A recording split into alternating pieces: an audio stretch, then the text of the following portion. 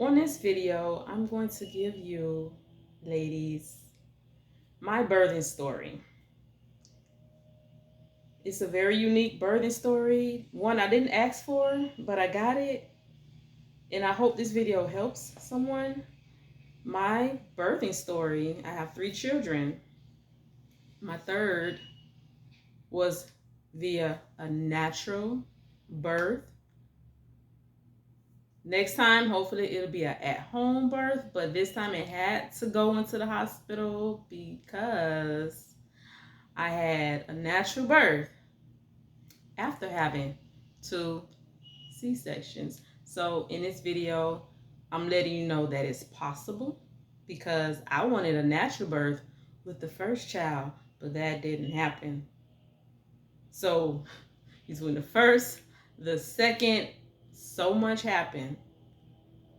And I hope you can learn and be entertained because it's very funny. Very funny. My doctors probably didn't think it was so funny, but it's very interesting. I'm giving you everything that I could think of in this video. And in the comment section below, if you have anything other than something that I didn't cover in this video that I can add, I'll put them all together into another video. That's how I do it. So I won't be responding to, I don't know how many comments I'll get.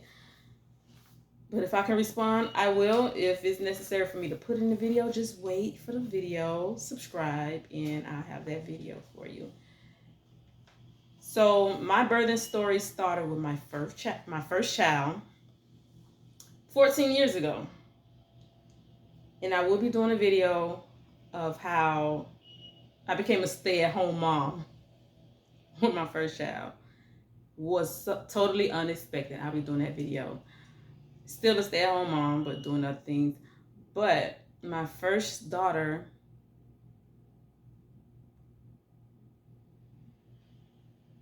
when I went into labor with her, the doctor told me to come in. I went in expecting to have her natural. Like, I wasn't expecting a C-section. I knew of a C-section and, how the women are after the C-section. But I thought you go in thinking that you're going to have a natural birth, and that's what I expected. So I get there that night. Fast forward, they do everything. I wake up, it's like 7 a.m. the next day, 7 a.m. the next day. I wake up, and around that time, they're like, oh, I was moving slow. I was like 3 centimeters, right? So that was a long time. The doctor, they was checking her, the heart rate and stuff. They did that, and eventually they said that her heart rate was going down. Okay, so therefore they rushed me off, gave me the anesthesia, and I was out really fast. Then I just remember waking up, remembering what happened, knowing what happened. I was there in my bed, and my daughter wasn't there. They had her. So that was weird already. And that's the weird. So it was kind of like I had to meet my daughter. For the women who have to wake up and their child is not there versus them coming out, the whole process of them coming out, being there on you. I had to meet. That's the feeling that I had, that I'm about to meet my daughter for the first time. After she'd been in my belly for all this time. So they brung her. She was so tiny. And I just remember having to feed her. I knew I wanted to breastfeed her. I breastfed her for a year. For 1 full year. That was about all I was going to do. They brung her. I stayed in the hospital. We stayed in the hospital 3 days. So 3 days, took her home, and that was that. Fast forward, I get pregnant 2.5 or so years later, because I didn't want a big gap between my kids, at least the first 2, because my third was like 5 years after. And ended up going to the same doctor. I tried.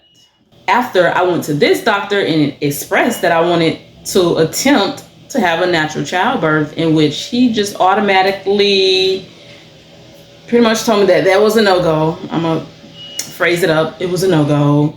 That in that sitting, he scheduled me a C-section for. This is where the story gets good, y'all. Like, keep watching. It's gonna get good.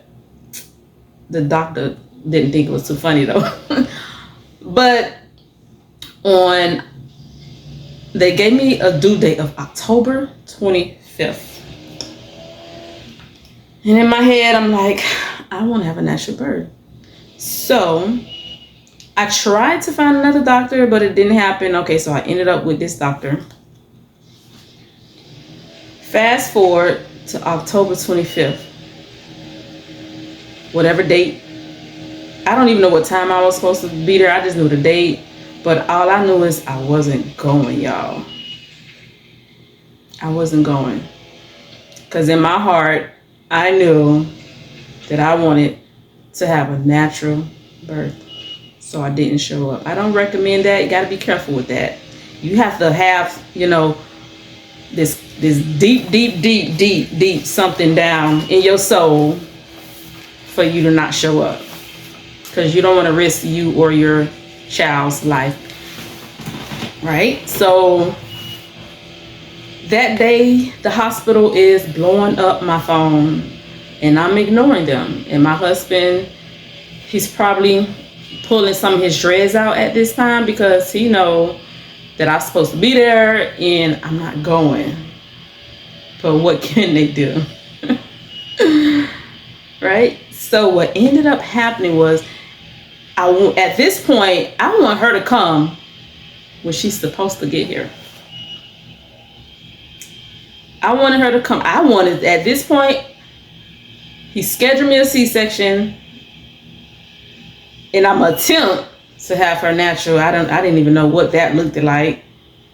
But all I know is at this point, I want to see when she would naturally, I wanted the divine to take control and bring her in when she's supposed to get here, not the 25th, a scheduled date.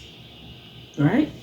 So that day happened to be the night of October 30th. October 30th. That night comes.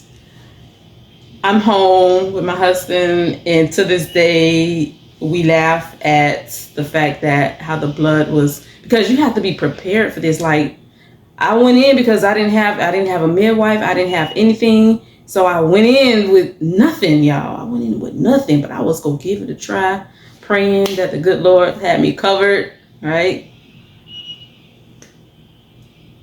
And it was that night, around 11 o'clock, 11 o'clock that night, that my water broke and the whole process began. And the blood was gushing out, and we joke about it to this day because we're at home at this, A lot of women is probably not at the hospital at this point. So at this point, I'm trying to do it home. But because I didn't know what I was doing, I was like, Lord, if she's supposed to come at home, or if I'm supposed to have her natural, she'll come out before I go to this hospital, because I know if I go to this hospital, they're going to try to cut me open, right? So we called the ambulance. I'm like, Lord, between now and there, bring her on out if it was meant to be. We on the way to the hospital. It's a whole process. We get there, filling out paperwork. They asked me for the doctor, in which now it's like after 12 o'clock. Now it's October 31st. They called the doctor. He was not happy. I'm still trying to get them to what am I trying to get them to? I don't know. I'm trying to stall for time. I'm trying to stall. I'm walking back and forth. I'm going to the ambulance. The ambulance is like, we're not a taxi cab. I'm like, something, I'm just trying to buy me some time for her to come out. It was cold that day, and I'm cold, and I'm practically in labor. Practically, because time is clicking, and I'm about to start pushing, and I'm walking around. So we get inside. I'm like, okay, I guess. So we go through all that process, and they hooked me up so I can stop, pushing. They gave me the epidural. In this case, I wasn't out of it.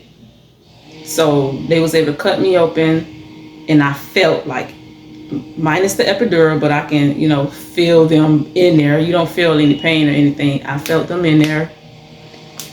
And they pulled her out. And I don't know the details from there.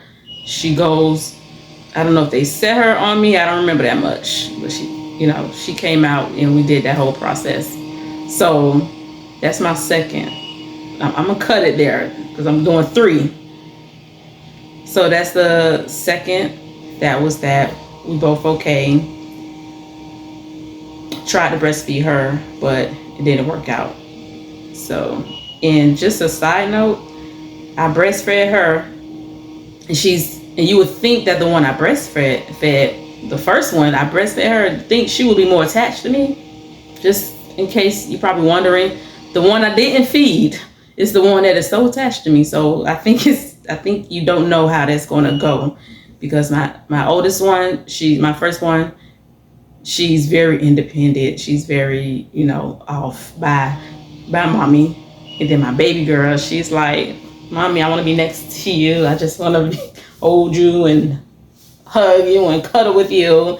And that's how, and then my firstborn, she was like trying to run off with other families. I'm like, wait a minute, I thought you're supposed to be like attached and running from other people. And we in the mall, she's like, bye, Mommy. I'm like, she hurt my heart a little bit, y'all. I didn't understand it.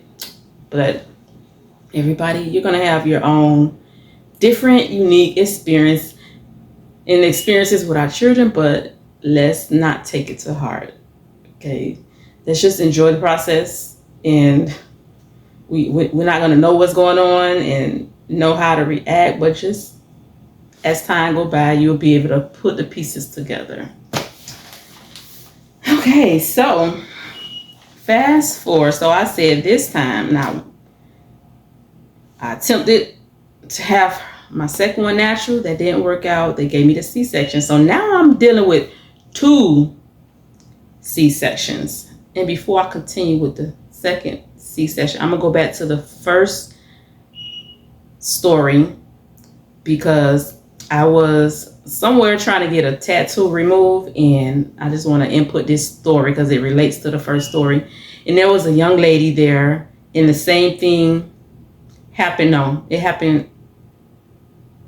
The same thing that happened to my second daughter, my second story, where they had a due date, and I was telling her my story, and she was so amazed. And there was something about me telling her my story that was like liberating to her. And because she was one of those childs where her mother went, I'm not telling y'all not to go when y'all do that. I'm not telling y'all to do that. But her mother went, and to this day, this young lady was well over 20, 25, and she wonders, like, when I would have got here, like what day I would have got there. That's just something that's going to stick in the back of that person's mind, because they had a scheduled date, and she just was so wild that I did what I did. I'm still wild that I did what I did. It was very brave of me, but I had strong feelings about what I wanted.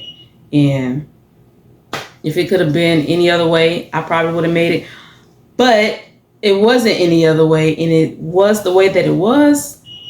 And now I could see how it was a blessing in disguise, one of those blessings in disguise. As long as I know that it's divine, it's the path that's supposed to happen, I'm okay with it. Looking back, so I'm okay with it now. In the process, not okay the first time, not okay the second time, but looking back, You'll be okay. Just get through whatever you're going through, whether it's a burden story, this story, that story. Just stay in there. The goal is to stay in there. Get through it. And then you'll learn what you need to learn from it. And then you will go back. You'll be able to look back and take something good from it. And that's all that matters. That you learn something from it and see how it was beneficial to you, no matter what the story is. So back to the third story. This was very interesting as well. So this time I waited a good 4 years. I felt like, I didn't need no doctor to tell me, I felt like I was ready to give this natural birth a chance. So I did. This time I knew from the second time not to go to a doctor. So I was trying to put as many pieces together to better my chances. So I immediately looked for a midwife, in which I found one. Her name is Miss Sheila Watson. Sheila Watson. She's a midwife here in Miami, and I went to her. And I went to her office, and I went to all my appointments with her. The only thing was, which is part of my story, is that she couldn't allow me to give a birth at home because I haven't proven myself. Oh, this story is about to get good, y'all. I didn't prove myself with the first at-home birth. And all I was working with was 2 C-sections. So she wasn't about to take that risk. So therefore, she connected me with a doctor that I'm so grateful for. Amazing man. I have to get the name for y'all. I've been trying to remember. I have to dig into some paperwork to get his name. I want to get the name for y'all just in case you need to fly to Miami and go with him, if that's what you need to do. She put me with this doctor. I met with him. So what happened was I had to get an initial meeting with him. And in this meeting, it was very divine. In this meeting, something happened. And in this meeting, something was going on. I had no idea what was in the works until after. So also, since I couldn't do it at home, so it had to be done in the hospital. That's why with my 4th child, I will be able to do this baby at home. So I'm going to have the C-section. I'm going to have the natural birth, C-section, in the hospital, at home. So I'm going to have a big variety of birthing stories. It's different. So I go to my appointment with this doctor. And the main thing he's trying to get out of me, he's scoping me out. I didn't know he was scoping me out. I thought it was just hey, hi, let me meet you because that was the only time I met him before that day. So I meet with him. In the whole process, he's not just trying to get my information, not just trying to meet me. He's trying to see where my head was at. He tried to see what my mental state was. Will I be able to do this? His goal was to see if I was mentally ready. You got to be mentally ready with this. And I will help y'all be mentally ready as much as I can. Because had I not been mentally ready, he was going to tell my midwife, nope, I give her F. She is not having no natural birth. They would have cut me a 3rd time. Okay, so keep watching to find out how I passed my test that I didn't even know that I was having, no warning. So while we're there, he's asking me questions. And then he's asking me a little questions, and then he gets to the nitty gritty. Now, you can die and your child can die during this process. Now, saying that is enough to make a woman run out her seats. But for you to continue in this process, you better know what I know. And I will help you as best as I can to get you mentally ready to know what I knew that got me my natural birth after 2 C-sections. So after he said that question, let me tell you, fear crept through the back door. Fear crept in for about not even a minute, for about 5 seconds, because there's a power, there's a greater power that becomes at work when you're determined to do something. It had to be a greater power, because I was determined. And once you get into this state of mind, it's like the whole galaxy, the whole divine begins to work in your favor. Once you get it, once you say, this is what I'm gonna do, it's gonna happen. So for that split, I felt the fear. It was like, oh no, I could die. Oh no, my child can die. But then that was the the negativity. But then the positive came. It was like, oh no, because deep, remember I told you about this, deep down inside, you will have this feeling that everything's going to be okay. That no, you're not going anywhere. That was what I had. No, I'm not going nowhere, and my child not going nowhere. That was just what I felt like. And we're here today, so that feeling was correct. But had I backed out and said the wrong thing, he wouldn't have gave me the go. So after he said that, after fear went away and my original state of mind came back, like, nope, you're going to be all right. We gonna walk up out that building, me and my child. That's what's gonna happen. Once that came back in, and what did I say to him? Like, I said, it's okay. So I got back in my natural state of mind. I began to talk to him like, it's cool. We gonna be cool. My baby's gonna be all right. I'm gonna be all right. I don't remember exactly what I said to him, but it was somewhere along those lines. I believe we could do it. This is happening. So I didn't let that fear stop me. And I got back to my original state of mind. My original state of purpose was to do this. And I started speaking, in that manner, right? And I trusted and I knew that it was going to be all right. And I was telling him that this is going to be a story that everybody go hear of a natural birth after 2 C-section. And everybody's going to hear my story and they're going to know you did it. And that's how that went, right? So I think I was on my way home from there, and I'm like, Miss Sheila. Okay, my video got cut out, so I'm gonna continue the story. When I was on my way home, I believe I called her and let her know, hey, I just met with the doctor, and I don't know if it was that day or probably the next day, and she was like, yeah, she knew. She knew because she had just gotten off the phone with him around about, and he gave her the go to do the thing, to go forward. And she said that you can do it. She said he gave the okay for her to allow me to have the natural birth with him. And in my head, I'm like, what do you mean he gave you the okay? Because I didn't know there was an okay to be had. I didn't know that there was, some type of test. So he told her some of the things that I said and said, yeah, she's okay. She can get it done pretty much. So at that moment, I'm like, so he was testing me? He was testing me to see what my head was.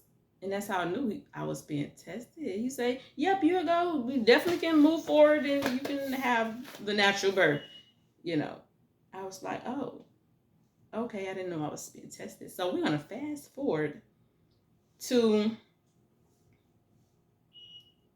the day before. I'm at the library and I get this ooey gooky drip as I use the restroom. So I'm on alarm. I called my midwife then. And she was like, no, just wait. Okay, so 24 hours after that, because my son came at 1 the next day, which was June 1st. So fast forward that day, I waited. Listen, I wasn't taking no chances. I waited to the last minute. I waited along with what the midwife, along with her help and the information that I got. You know, I learned that the contractions could be 2, 3. So pretty much I waited till the contractions was like probably 10 minutes, maybe 5 minutes apart. Now that morning, my husband, he go to work. I'm like, dude, like, what are you going to work for? Just so you can have to come back and get me? So he left and he's on his way to work. And what happened was I had to use the restroom. So I have to go, but when I go, barely any pee-pee come out. Barely. And that happened like 3, 4 times. I have this urge to go, so the baby is like starting to come down and sitting on my bladder. And what happened was, as I was going to the bathroom this one last time, because I don't know if it was the water. So this was the only gush that I got out of all my kids. Gush. That was the only gush that I experienced with my 3rd pregnancy. Gush. Now this gush I knew had to be mixed with pee, because after all that gush, it was like that bladder got empty, and I'm sure it was the fluids. So I'm like, okay, yes, the baby is coming. And at this point, I'm between 5 and 10 not centimeters, 5 and 10 minutes apart with the contractions. And that's when I called my husband. So he had to come back. I had to get ready. So we go and on the way. Now we have to skip like 2 hospitals, 2 or 3 local hospitals to go north for local hospitals. I mean, between my ride and up there is like 4 hospitals to get to this one to make sure I get to this doctor. So on the way, we had to make a stop because I didn't want to be gushing everywhere. So I made a stop. Have you some diapers, some Depends. Get your Depends. That's what I didn't have, so we had to stop and get some. Have that ready. And when we stopped and he had to go in there, I was clocking. I was like 3 minutes, y'all. 3 minutes apart, ladies and gentlemen. 3 minutes apart. Like he's about to just come out, right? I get there, and they're giving me paperwork. They hand me the paperwork. This is one of my best parts. They hand me the paperwork to fill out, and I'm like, in my head, I'm like, do y'all not know what's going on here? This baby is coming, but they don't know. They don't know the situation. So I politely handed the board and the pen to my husband, right? Now I had a sandwich that morning. So somebody might tell you, don't eat nothing because you might throw up. But let me tell you, I'm here to tell you, you better eat something. And I'm going to tell you why. Because you want to throw up. You want to throw up. Because had I not eaten, I wouldn't have thrown up. And these people, they wouldn't have known the severity of the situation. Because you talking, they were like, yeah, lady, just fill this out and go. I would have to wait till that get filled out. I was like, oh no. So the sandwich that I ate that morning, I got up and I started walking because I was trying to do everything. Okay, we walking. I paced about 2 or 3 times, and on that last pace, and it all came up. And by it coming up, it told them that baby is coming faster than they thought. They go hand me some papers. No way. So it was only after the throw up, not because I told them how I was feeling and told them, and not because of anything else, but it was because of the throw up. So I was like, hey, yeah, I'm going to make sure I eat something next time too, if I have to. If I'm ever in the hospital. Because I'm going to do the same thing. Wait. But I wanted to wait closer at the hospital. I was trying to get there, but the minutes started getting closer and closer. But we got there in time. So from the time we arrived to the time I had him was 1 hour. Yeah, we was working with 1 hour because I was making sure nothing else happened. Okay, so they rushed me to the back. Chop chop, let's go. They rushed me to the back. They sit me down. They moving. The ladies is moving fast. Okay, trying to get me situated. One of the nurses came in there. They asked me. They're gonna give you the rundown of a few questions. They asked me, "Oh, have you had C-sections?" In which I replied, "Yes." So this young lady insists, this is my next favorite part, because she insisted, "Oh, you had C-section. Oh, we have to get you to another room. We have to get you to the operating room." I said, "What? What operating room? Lady, I'm not going." Listen, I don't remember exactly what I told her, but I'm giving you the mind frame of, I don't remember what I said. But she knew I was not going to no operating room. That's not what we came here for. But the doctor did tell me in that meeting, he said, "You're the captain of your ship." Let me tell you something. When that man told me that, I felt more empowered than just having a baby. He spoke something to me for life.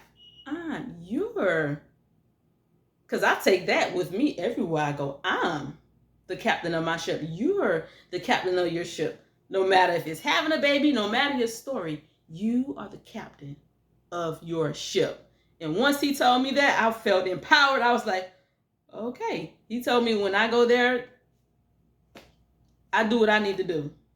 Now, he did say he's not coming until they see the head, I guess. So he didn't come but to the last minute. They're going to come to the last minute to actually deliver the baby. That's what he did. Right? So they're not there. The nurses and everybody else is there doing the process. And then he's on call. He's there. He's checking in, but he's busy. So he can't sit there, that's what midwives are for. They, they're less busy and they make that time to be there like the whole time. So it's the difference. So I tell this young lady, tells me, she says, "Well, I can't help you. I can't do this process. We're going to have to find somebody else." So in my head, I didn't tell her that. I said, "Yes, honey, you go and you go find somebody that's better than you. Find somebody that's more excellent than you at this situation, because this is happening this way, because I'm the captain of my ship." I let her know, "Lady, you need to go, honey. You need to go find," she left out the room. I'm like, "Yeah, you better go find somebody, honey. Come back with somebody who can do the job. Because it's obviously not you." Now, she was a young girl, obviously, so who she came back was a more mature lady. Her name was Miss Evelyn. And let me tell you, there's a lot of young nurses, but when a woman is giving birth to a child, I don't want no baby a few years younger than me or anybody my age, running the show. I need a mother. My mother can't be there, so I need a motherly figure. And Miss Evelyn was the perfect motherly figure, because when she came in the room, I felt a sense of relief. I'm like, just by her, she was well over 60, may have been 70, 71, but she knew how to move and she knew how to get it, and she got it. And she had more experience, and let me tell you, that's who I want delivering my baby in a situation like that. I really wanted a motherly figure. It really felt better to have a motherly figure. And so that was that part, how we had to get her out of there so we could get somebody better. We did the whole process. And that's the story. That's pretty much going to wrap up the story. The whole birthing process and that natural process. I really want to do another video. It won't be so long, because I just wanted to get my birthing stories. So fast forward, he comes out naturally, and he don't even have a cone shaped head. So maybe he was moving fast down the canal, because he didn't have to come out with a cone shape. It happened. I was thankful. I was grateful. I did it. You're going to do it. We're going to do it together. I'm here to help. put in the comment section anything that I could add of value to help you ladies. Go ahead and put it down there. And I hope it was entertaining to you and good, some knowledge and wisdom for you to help you with your birthing process or C-section process. And I'm going to be doing more videos related to this. I'll be answering questions. And again, tips on family, marriage, raising children, raising sons, raising daughters, and our senior parents who's also a part of the family. On this channel, we are giving tips on all of that because we want you to be right. The families today need to do a lot better, and that's what we are helping you to do on this channel. So stay tuned for the next video about my birthing experience. 2 C-section and a natural birth after the 2 C-sections is what we're talking about, okay? So thank you for watching, and see you next time.